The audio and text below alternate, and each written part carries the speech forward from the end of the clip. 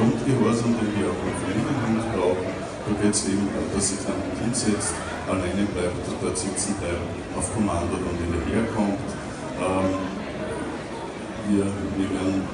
Und vor allem, was wir bei der Elisabeth auch immer sehr deutlich sehen, immer die Belohnung. Ja?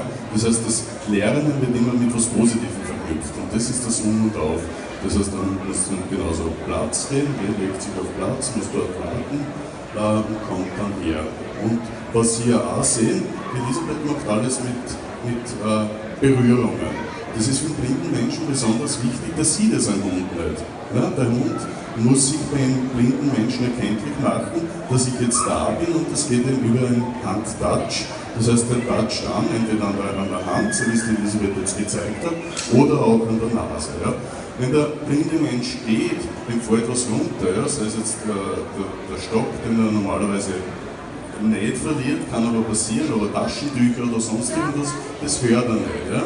Das fällt runter. Die gehen miteinander, es fällt irgendwas runter, der Hund hebt es selbstständig auf, weil der blinde Mensch merkt es nicht. Es geht uns auch immer wieder so, dass wir irgendwas verlieren und wir merken es nicht. Und der Blindenführung ist so ausgebildet, dass er das auf jeden Fall sofort aufhebt.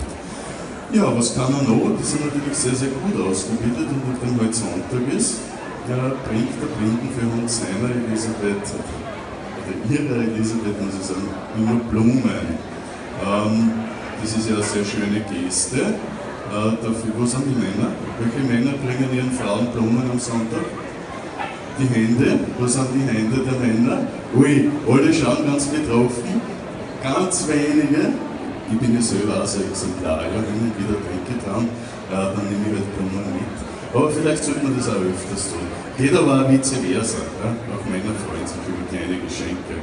Muss nicht immer eine Flasche Schnaps sein.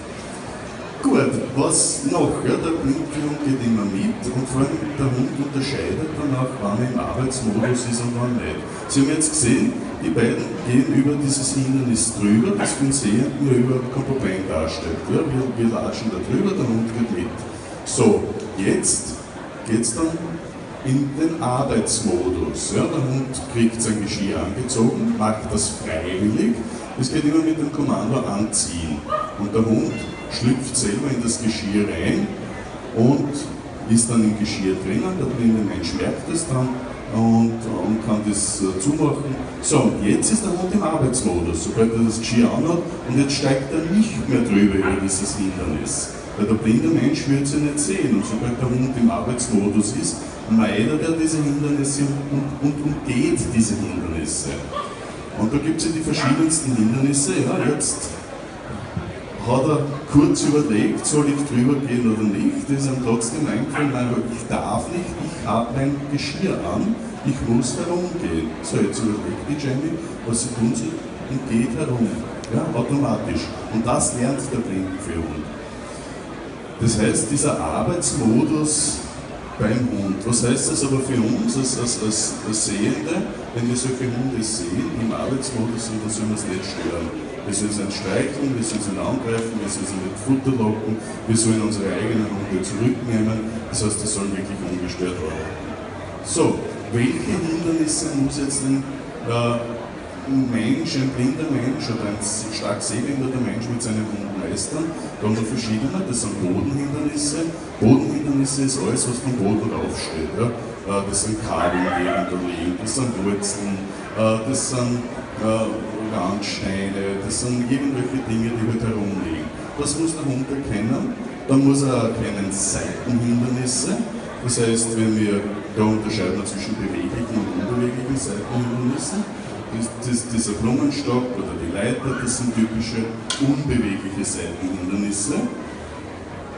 Und der Hund bleibt dann kurz stehen, der blinde Mensch reagiert darauf und sagt, super, hast du das gemacht und kriegt immer die Belohnung. Ja? Das heißt, das muss er erkennen. Und dann haben wir noch die Höhenhindernisse. Und Höhenhindernisse sind insofern sehr ungut, weil der Hund kann unten durchgehen. Für den Hund ist das ja nicht das Problem, der passt ja wunderbar durch. Aber wir haben bei den blinden Menschen sehr viele Verletzungen im Schädelbereich. Mit Stock, wenn der Elisabeth, kannst du kurz zeigen, das mit Stock, was der blinde Mensch mit Stock fühlt, der geht am Boden, der geht immer so hin und her. Also alles, was was bis zu einer Höhe von, also nicht, ungefähr 40, 50 cm ist, kann er mit dem Stock ertasten. Alles was darüber ist, nicht mehr. Und wenn ich dann mit vollem Tempo in so einen Schranken reinlatsch, dann klappt man halt mal zusammen wie so ein Taschenpfeil. Ne? Oder eben die Hindernisse, die dann darüber liegen bis auf Schädelhöhe, das sind aber auch die großen Autospiegel, das muss der Hund alles erkennen und seinen Menschen herumführen.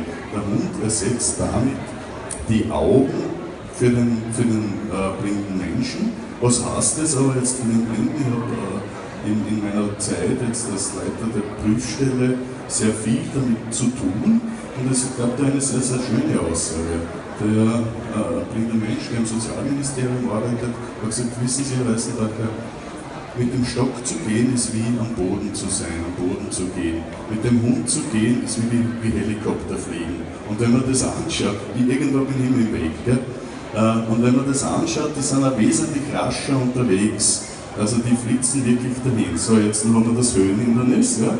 Die Jenny ist brav stehen geblieben. Der blinde Mensch tastet dann mit seinem Taststock was vorders und sieht Bodenhindernis, also ein Höhenhindernis. Und der Hund bleibt wieder stehen bzw. führt dann herum. Das heißt, der Hund muss einen Weg finden. Das Kommando da ist dann immer Such Weg weiter. Ja? Und der Hund geht dann in um das Hindernis herum, wenn es möglich ist, dass er das Hindernis umgeht. Wenn es nicht möglich ist, dann muss er ungehorsam sein. Ja? Weil der Hund kriegt seinen Befehl geradeaus von mir aus. So, die Elisabeth baut jetzt noch, verbaut den Weg jetzt so, dass kein Durchkommen möglich ist. Ne? Das heißt, der Hund hat dann eigentlich keine Möglichkeit, dass er da seinen blinden Menschen vorbeiführt. Als Sehender will unten durch. Als Sehender kann ich mich vorbeischlängeln. Aber der Hund muss auch abschätzen können, dass er daneben noch gleich dranhängt. Ne? Also der muss auch abschätzen, okay, ein Mensch braucht 51 cm neben mir, so viel Platz muss ich lassen. So, jetzt bleibt er stehen, okay, geht nichts. So, jetzt muss er entscheiden, der Hund. Der Blinde weiß ja nicht, was weiter wird. Und dann heißt es, das Kommando Such Weg. Und dann fängt der Hund selbstständig einen Weg zu suchen.